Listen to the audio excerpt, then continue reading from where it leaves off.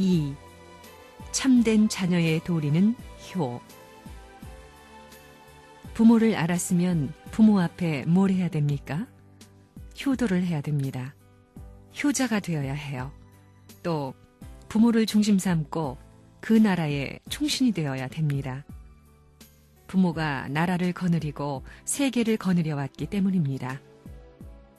충신이 되기 전에 효자가 되어야 하고, 효자가 되기 전에 참된 형제를 놓고 사랑할 수 있는 식구가 되어야 합니다.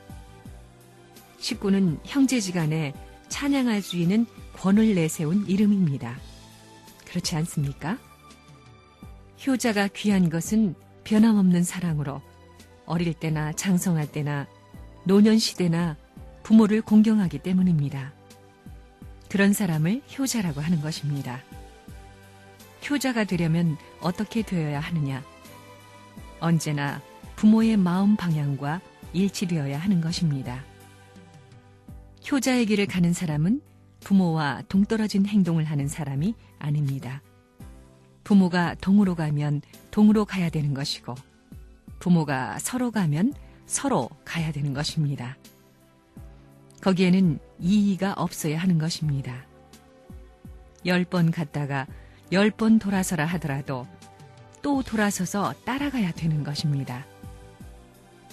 가정에서 효도해라 하는데 이것은 부모를 중심 삼고 부모가 가야 할 사랑의 길에 동참자가 되라는 겁니다.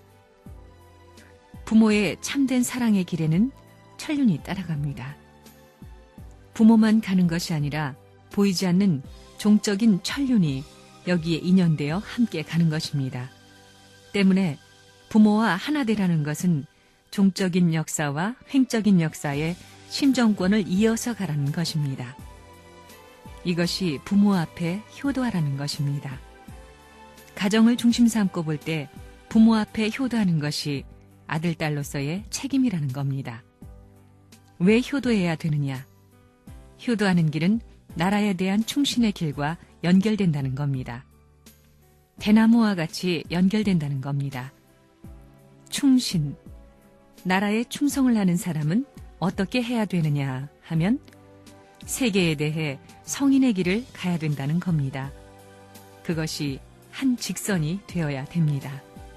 이렇게 볼 때 효도는 못하더라도 나라에 충신이 된다면 그 부모가 너 나한테 효도를 안 했다고 못하는 겁니다. 너 참 잘했다 하는 겁니다.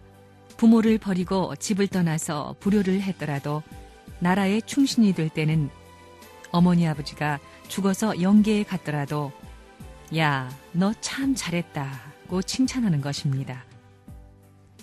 효자가 뭐냐?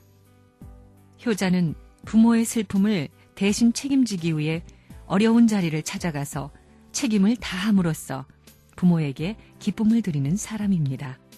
부모가 10만큼 일을 하는데 자식은 15만큼 노력하였다면 부모는 5에 해당하는 기쁨을 느끼게 될 것입니다. 그러한 분야를 어떻게 보충하여 부모를 우애해드릴 수 있겠는가를 생각하면서 노력하는 사람이 효자인 것입니다. 참된 부모는 어떤 부모냐? 자식을 영원 무궁토록 사랑하기에 끝이 없는 부모입니다. 그러면 참된 자녀는 어떤 자녀냐? 참된 자녀는 참된 부모의 사랑 앞에 영원 무궁토록 부모를 사랑하고 또 사랑이 넘칠 수 있는 사랑의 마음을 가진 자녀다. 그런 자리가 참된 효자의 자리입니다. 하나님이 자녀에게 바라는 것이 무엇이겠습니까? 돈 많이 번 백만장자가 되는 것입니까? 나라의 최고 권력을 손에 쥔 대통령이 되는 겁니까? 하나님이 아들, 딸인 아담과 해와에게 바라신 것은 그들이 자라서 효자, 충신, 성인, 성자가 되는 것이었습니다.